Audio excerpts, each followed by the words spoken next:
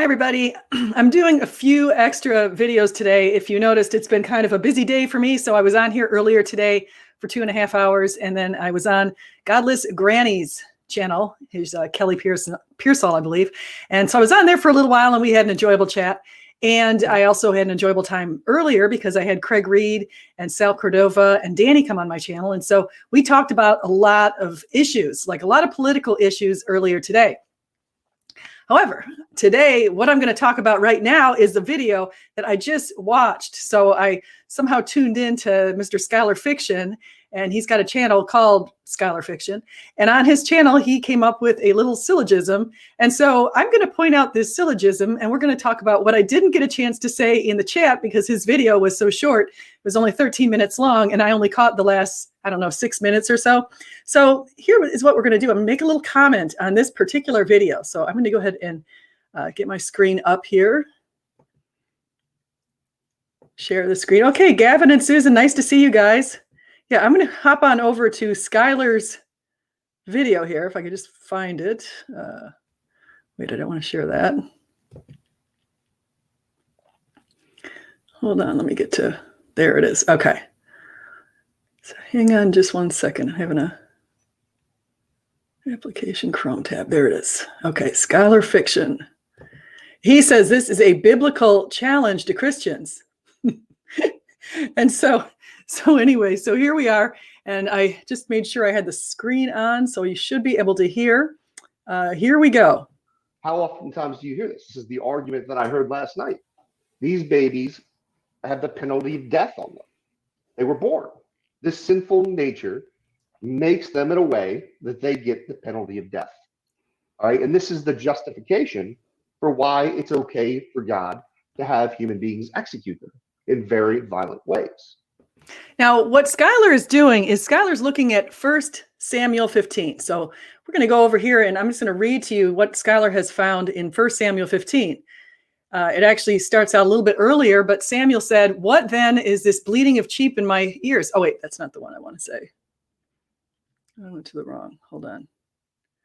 Okay, so 1 Samuel 15, and it says,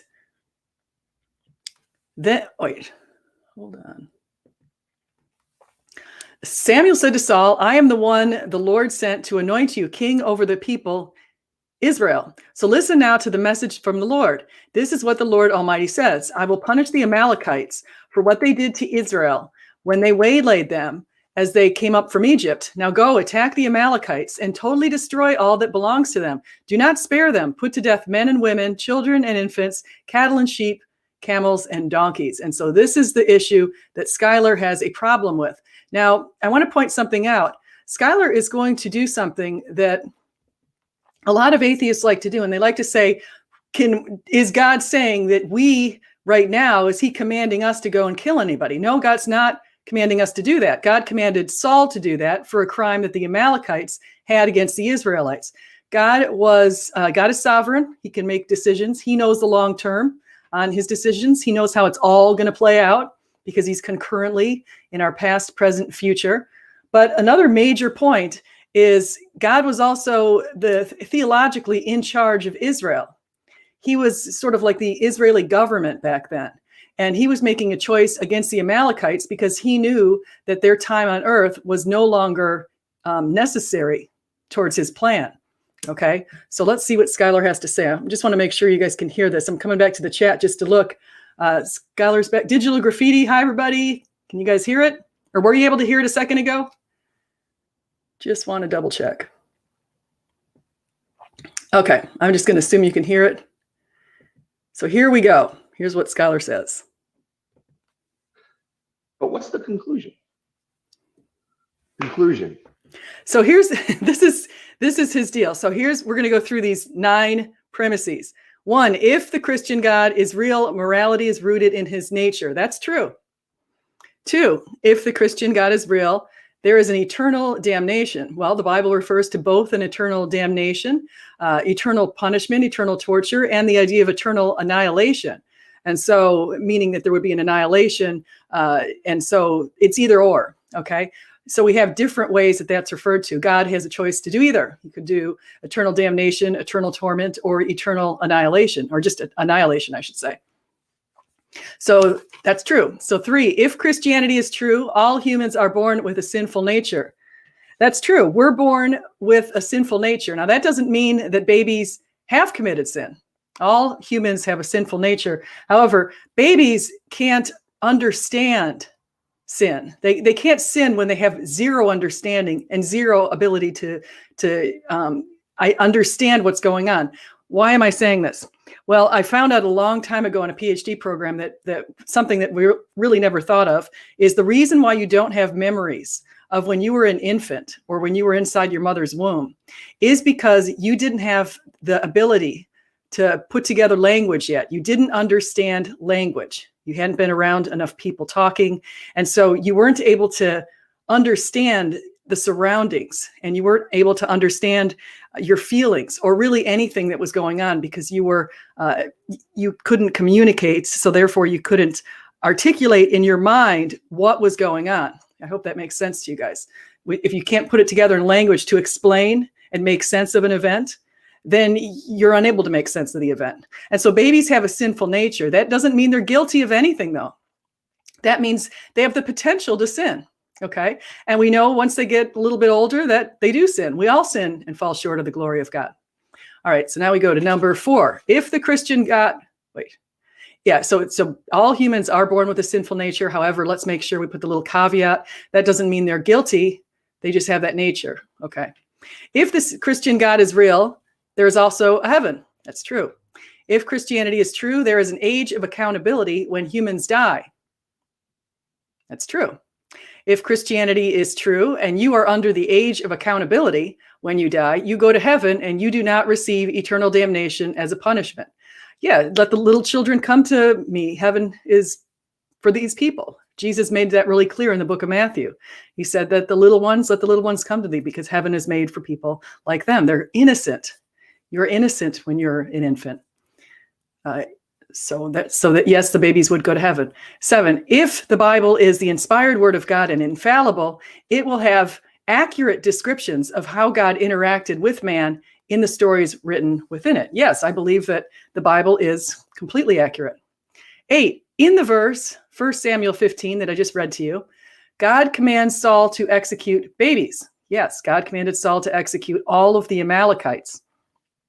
Now, one of the reasons why God commanded Saul to execute everyone rather than say, just execute the men, was because of a thing that they had going in the old times called blood retribution, meaning that those little babies could grow up and decide to take it out on the Israelites for the killing of their fathers or mothers. And so that's why there's blood retribution. And so the concern is that the whole population would have to go. Now, some might say, another thing that Skylar's going to do here is he's going to say, does that mean that God is telling us to go execute babies? And no, that's not the case. This particular action occurred in the Old Testament in the context of the ancient Near East, and it has nothing to do with what God tells us to do today. He doesn't tell us to execute babies. Nobody's been told to execute babies. In fact, God doesn't like the execution of babies. That's why he hates abortions. He hates the idea that 60 million Americans have been aborted since 1973. He hates that. And many people are trying to promote abortion, saying that the mother's right to liberty and right to her organ, her uterus, is above a child's right to life. Now, that's ridiculous. A child is a person at conception, and as a person in the United States, we're entitled to life, according to the 14th Amendment. We're entitled to life, liberty, and the pursuit of happiness. Okay, so that's something that we're actually in violation of with Roe v. Wade. We're violating that. Now, how the atheists and the Supreme Court judges got past that is they tried to pretend that the baby wasn't yet a person.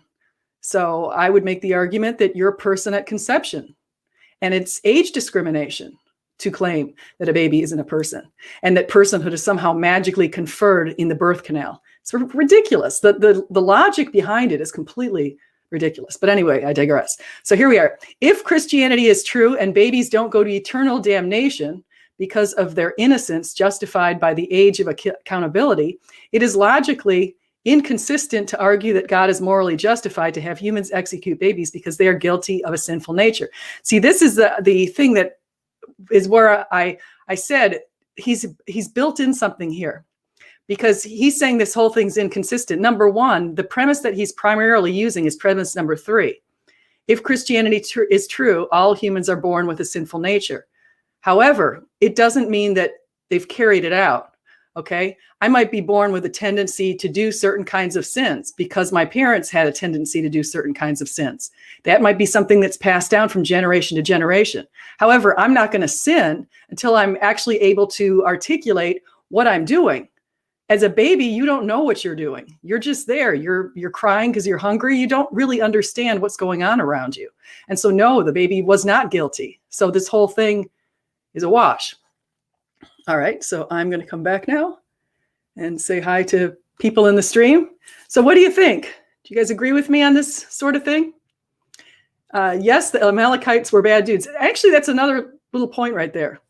God actually called on the destruction of not just the Amalekites, but people like the Canaanites. And one of the reasons he did that was because these cultures were incredibly evil.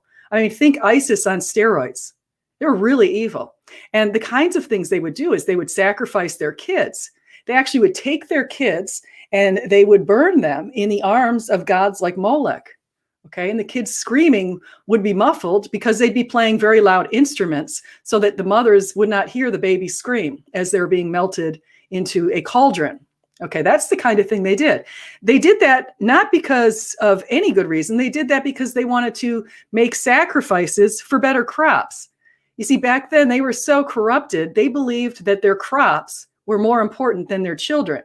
So people have excavated little teeny bodies in different places in the ancient Near East that have indicated that their lives were ended.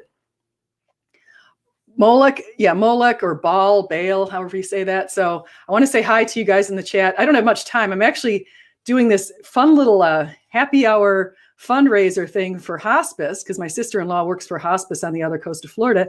And so she signed me up for this thing, sent me a bottle of wine. And so we're going to be doing a taste testing for hospice at 6:30. So I'm pretty excited about that. And so that should be kind of fun. And that's the kind of thing that it's fun to do on Zoom, I guess, a happy hour, because you can't see people like normal in these times. So hopefully we'll be able to get away from that pretty soon. So the bottom line that I'm trying to make for Skylar's sake, because I was in the chat in Skylar's video trying to make my assertions, and I was unable to get it all out, is that the babies are not born guilty. Okay, you're born with a sinful nature. You're born with this idea that one day you will sin, and you're born with a potential to sin. But you can't sin when you can't even understand or make sense of your surroundings. Okay, because you don't have the language. You can't make sense of something when you can't put it into language in your mind to understand what went on.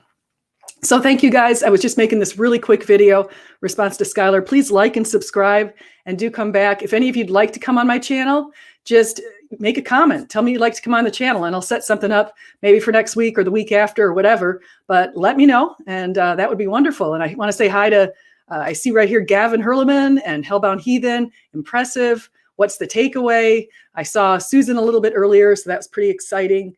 And let me just see if I see anybody else I can say hi to. Impressive. Yeah, I finally figured out how to say your name, Impressive. Oh, Ronan Kanushi. Yeah, Ronan was here earlier today too. And so today I made and digital graffiti. I made a pretty good video today. I made 2 videos. One was I was on Godless Granny's channel. And that was a lot of fun. And the other one was I made a video, and people like Craig Reed and Danny and Saul Cordova got on my channel today. And so we ended up talking a lot about politics. We did a deep dive. We talked about a lot of the social issues that are affecting our environment today. And affecting is a really kind word to describe some of the social issues that have crept in from the cracks of evil. So you guys have a great one, and I will talk to you later. Bye-bye.